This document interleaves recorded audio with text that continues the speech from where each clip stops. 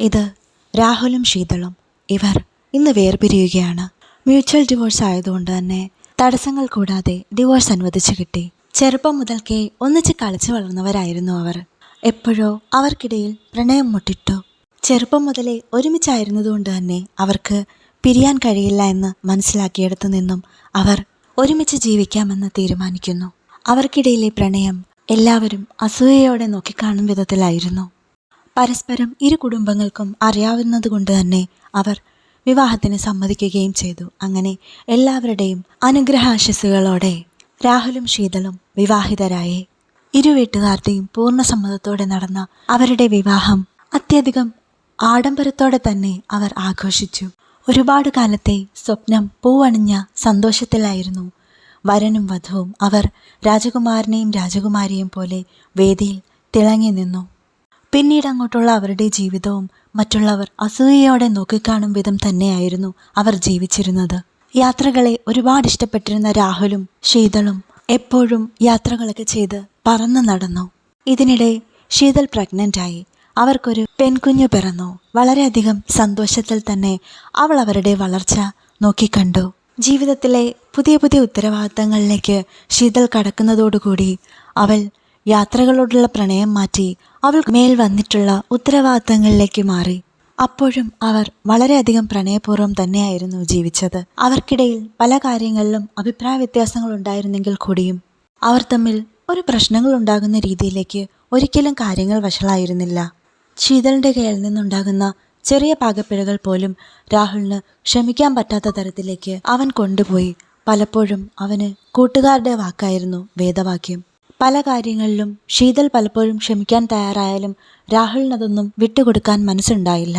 അവിടെ മുതൽ അവർ തമ്മിലുള്ള സ്നേഹബന്ധത്തിൻ്റെ ആഴം കുറഞ്ഞു വരികയായിരുന്നു. പിന്നീടങ്ങോട്ട് അവർ തമ്മിൽ പരസ്പരം സംസാരിക്കുന്നത് തന്നെ വിരളമായി. രാഹുൽ അവൻ്റെ പല ആവശ്യങ്ങളും ശീതളിനെ അടിച്ചേൽപ്പിക്കാൻ ശ്രമിച്ചുകൊണ്ടേയിരുന്നു. അവളുടെ ഭാഗം ശരിയാണോ എന്ന് ചിന്തിക്കാൻ പോലും ഒരു മനസ്സ് കാണിച്ചില്ല. അവന് ഏറെ പ്രിയപ്പെട്ട യാത്രകളിലേക്ക് അവൻ അവൻ്റെ കൂട്ടുകാരോടൊപ്പം പോകാൻ തുടങ്ങി.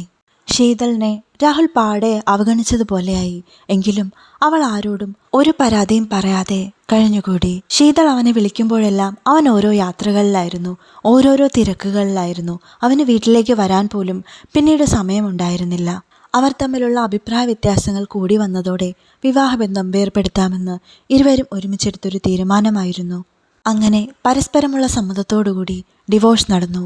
ഡിവോഴ്സ് പേപ്പറിൽ സൈൻ ചെയ്യുമ്പോൾ അവളുടെ കണ്ണുകൾ നിറഞ്ഞൊഴുകുന്നുണ്ടായിരുന്നു. അവനത് കണ്ടില്ല എന്ന് നടിച്ചു. അപ്പോഴും അവൾ ഒരു നിബന്ധന മാത്രം മുന്നോട്ട് വെച്ചു. നമ്മുടെ കുഞ്ഞ് അവൾ എന്ത് തെറ്റ് ചെയ്തു? അവൾക്ക് അമ്മയും അച്ഛനും വേണം. അവളുമായുള്ള ബന്ധം ഒരിക്കലും മുറിച്ചു കളയരുത്. രാഹുലിന് ഇഷ്ടമുള്ളതുപോലെ ജീവിക്കാം, പക്ഷേ കുഞ്ഞിനെ എൻ്റെ കൂടെ വിടണം. അവനത് സമ്മതിച്ചു. അങ്ങനെ എല്ലാം അവിടം കൊണ്ട് അവസാനിച്ചു. രാഹുൽ അവൻ്റെ വീട്ടിലേക്കും അവളും മോളും അവളുടെ വീട്ടിലേക്കും പോയി. അച്ഛനില്ലാത്ത ഒരു കുറവും അറിയിക്കാതെ തന്നെ അവൾ ഇഷാനിയെ വളർത്തിയെടുത്തു. ദിവസങ്ങൾ കഴിയും തോറും രാഹുലിന് ശീതളയും മോളെയും വല്ലാതെ മിസ് ചെയ്യാൻ തുടങ്ങിയിരുന്നു. അവരുണ്ടായിരുന്നുവെങ്കിലെന്ന് അവൻ ചിന്തിക്കാൻ തുടങ്ങി. പല രാത്രികളിലും അവൻ്റെ ഉറക്കം നഷ്ടപ്പെട്ടു. പല കാര്യങ്ങളിലും അവൾ കൂടെ ഉണ്ടായിരുന്നുവെങ്കിലെന്ന് അവന് തോന്നിത്തുടങ്ങി. അവൾ എന്തായിരുന്നുവെന്നും എങ്ങനെയായിരുന്നുവെന്നും ഒക്കെ അവൻ മനസ്സിലാക്കി തുടങ്ങി. അവളുമൊത്തുള്ള ജീവിതം സത്യത്തിൽ എത്ര സുന്ദരമായിരുന്നു എന്നവൻ ചിന്തിച്ചു. പക്ഷേ താൻ എപ്പോഴും തൻ്റെ സ്വാർത്ഥ താല്പര്യങ്ങൾക്ക് വേണ്ടി അവളോട് വഴക്കിട്ടു. അതിനുവേണ്ടി മാത്രം ജീവിച്ചു. ഇത്രയും കാലം പ്രണയിച്ചു നടന്നിട്ടും ഒരുമിച്ച് ജീവിച്ചിട്ടും തനിക്ക് എന്തുകൊണ്ട് ശീതളിനെ മനസ്സിലാക്കാൻ കഴിഞ്ഞില്ല എന്നവൻ ചിന്തിച്ചു.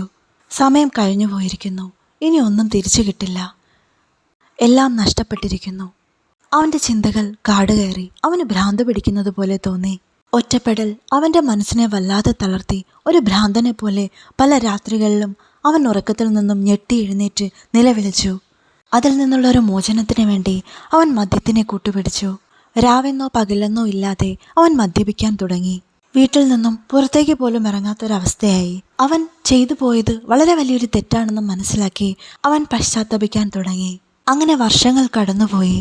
ഇടയ്ക്കിടെ വല്ലപ്പോഴുമൊക്കെ മകൾ കൂടെ വന്ന് നിൽക്കും. അപ്പോഴും അവൾ കൂടെ ഉണ്ടായിരുന്നുവെങ്കിലെന്ന് അവൻ ആഗ്രഹിച്ചു പോയി. ഇഷാനി കൂടെ വന്ന് നിൽക്കുമ്പോൾ അവൻ അമ്മയുടെ വിശേഷങ്ങളൊക്കെ അവളോട് തിരക്കുമായിരുന്നു. അവൾ കൂടെ ഇല്ലാതായപ്പോൾ ആകെ ഒറ്റപ്പെട്ടു പോയി ഞാൻ. നമ്മൾ ഒരുമിച്ചുണ്ടായിരുന്ന ജീവിതം എത്ര സുന്ദരമായിരുന്നു. അത് മനസ്സിലാക്കാൻ കഴിയാതെ പോയൊരു വിഡ്ഢിയായിരുന്നു താൻ. അന്നതെനിക്ക് മനസ്സിലാക്കാൻ കഴിഞ്ഞിട്ടില്ല. പലപ്പോഴും തകർന്നു വീണിട്ടുണ്ട്.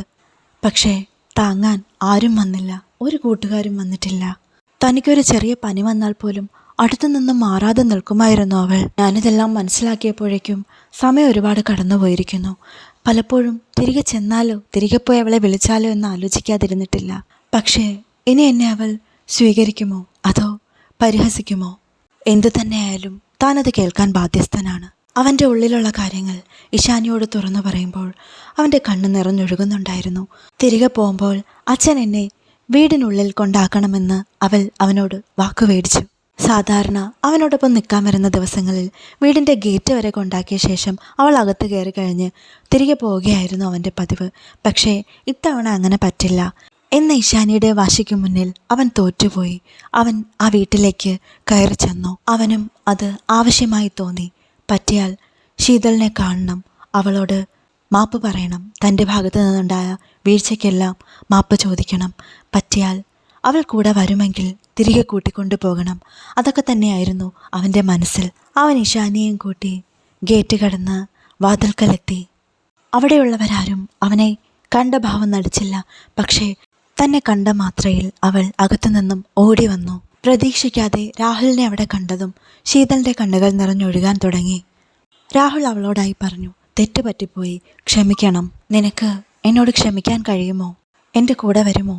എൻ്റെ ഭാര്യയായി പകുതി വഴിയിൽ ഉപേക്ഷിക്കാനല്ല, ഇനിയുള്ള കാലം ഒരുമിച്ച് ജീവിക്കാൻ എന്ന അവൻ്റെ ഒരു വാക്കു മതിയായിരുന്നു. അവൾ അവനെ ചേർത്ത് പിടിച്ചു. അവൾ പറഞ്ഞു, വർഷങ്ങളായി ഞാൻ കാത്തിരിക്കുകയായിരുന്നു നിങ്ങളുടെ ഈ ഒരു വിളിക്കായി. നിങ്ങളില്ലാതെ എനിക്കും ജീവിക്കാൻ കഴിയില്ല എന്ന് ഞാൻ തിരിച്ചറിഞ്ഞിരുന്നു. എന്നിട്ടും അന്ന് ഡിവോഴ്സിന് സമ്മതിച്ചത് നിങ്ങളോടുള്ള സ്നേഹം കൊണ്ടാണ്. നിങ്ങൾ സന്തോഷമായിരിക്കാൻ വേണ്ടി. ഞാൻ കൂടെയില്ലെങ്കിൽ നിങ്ങൾക്ക് സന്തോഷം കിട്ടുമെങ്കിൽ അങ്ങനെ ആയിക്കോട്ടെ എന്ന് കരുതി. പക്ഷേ നിങ്ങളില്ലാതെ എനിക്കും ജീവിക്കാൻ കഴിയുമായിരുന്നില്ല. അവർക്കിടയിലുണ്ടായ കുഞ്ഞു കുഞ്ഞു പരിഭവങ്ങളും പരാതികളുമെല്ലാം അവർ അവിടെ പറഞ്ഞു തീർത്തു. തിരികെ പോകുമ്പോൾ രാഹുലിനോടൊപ്പം ശീതളും ഇഷാനിയും ഉണ്ടായിരുന്നു. ഇതാണ് ശീതൾ, അവളുടെ സ്നേഹം. ഇനിയുള്ള ജീവിതം തൻ്റെ മകൾക്കും ഭാര്യയ്ക്കും വേണ്ടി മാത്രമുള്ളതായിരിക്കും എന്നവൻ തീരുമാനിച്ചു കഴിഞ്ഞിരുന്നു. മരണം വരെയും ഇനി നിന്റെ കൂടെ ഉണ്ടാകും എന്നൊരു വാക്ക് അവൻ അവൾക്കായി നൽകി.